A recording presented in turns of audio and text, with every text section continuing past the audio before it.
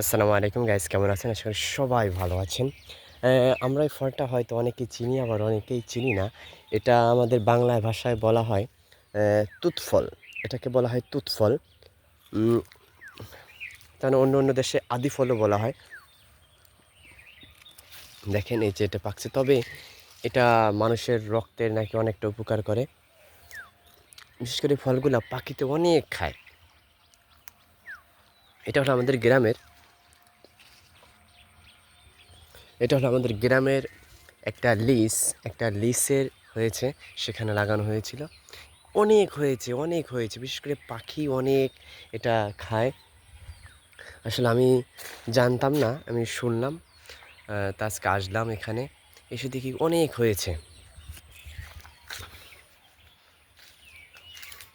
এগুলো আমি এর আগে টাউন থেকে কিনে খেয়েছি, শহর থেকে কিনে খেয়েছি।